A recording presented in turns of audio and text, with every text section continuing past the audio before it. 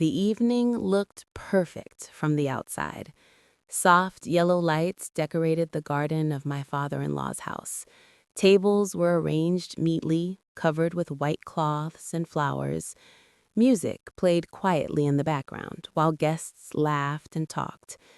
It was my father-in-law's 60th birthday. Family members had gathered from different cities. Everyone was dressed nicely, smiling, enjoying the celebration. And I was there too, standing beside my wife. But something already felt strange. My wife, Sarah, had been acting different for weeks. She was distant, cold, and always busy on her phone. Whenever I asked her what was wrong, she would simply say, "You're overthinking." Maybe she was right. Maybe I was overthinking. But deep inside, I felt something was wrong. Still, I came to the party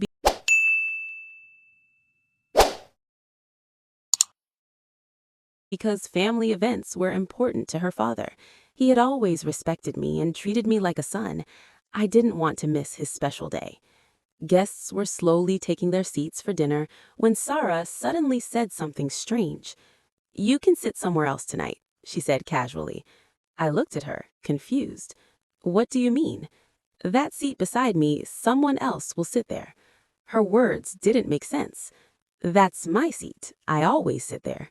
She avoided my eyes. "It's not a big deal." At that moment, I felt a strange discomfort in my chest. But before I could ask more questions, someone arrived. A tall man walked into the garden confidently.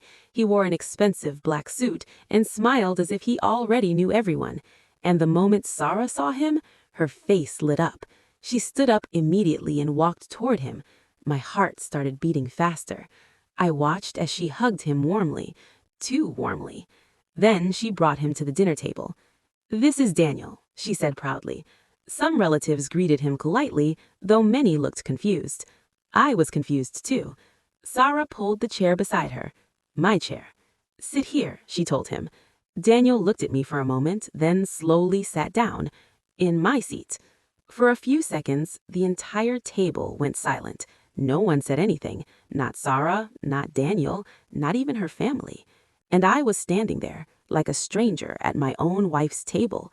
The humiliation burned inside me. I tried to stay calm. "Excuse me," I said quietly. "That's my seat." Daniel looked at Sarah instead of me. Sarah sighed as if I was the problem. "Please don't create a scene," she whispered. Create a scene? I felt something break inside me, but I stayed silent because this was her father's birthday. I didn't want to ruin the night. So I moved to another chair at the far end of the table. The dinner began. Everyone tried to act normal, but the tension was obvious. And the worst part? Sarah spent the entire evening talking to Daniel, laughing with him, touching his arm while speaking, ignoring me completely. Every second felt heavier than the last. Then something happened that made everything worse. Her cousin leaned toward me and whispered quietly, "Do you know about them?" My stomach tightened. About who? About Sarah and Daniel. The world suddenly felt very quiet. "What do you mean? I thought you already knew." Knew what? But before he could explain, Sarah stood up to give a speech for her father. She held the microphone with a smile. "Tonight is special because family is everything." Everyone clapped. I looked at her, wondering if she even believed her own words. Then she said something that shocked everyone. "And I'm also happy that Daniel could come tonight." She looked at him with admiration. "He means a lot to me." The words echoed in my mind. Means a lot to me. Guests began whispering. Even her father looked confused. And suddenly, everything made sense. The late nights, the secret phone calls, the emotional distance. Daniel wasn't just a friend. He was her lover. And she had brought him to her father's birthday party, in front of me, in front of everyone. The humiliation was unbearable. I stood up quietly. Some relatives noticed. Sarah looked annoyed. "Where are you going?" she asked. I looked directly at her. "For some fresh air." But that wasn't the truth. I walked outside into the dark street and sat in my car. My hands were shaking. I couldn't believe what had just happened. The woman I loved, the woman I married, had humiliated me in front of her entire family. And the worst part? No one stopped it. No one defended me. After a few minutes, someone knocked on my car window.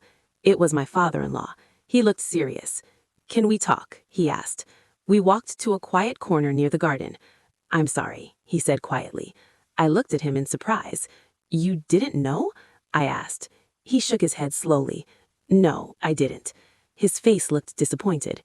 "Daniel is her business partner," he explained. "But this, I didn't expect." For a moment, we both stood there silently. Then he said something unexpected. "You deserve respect." Those words meant more than he probably realized. But the damage was already done.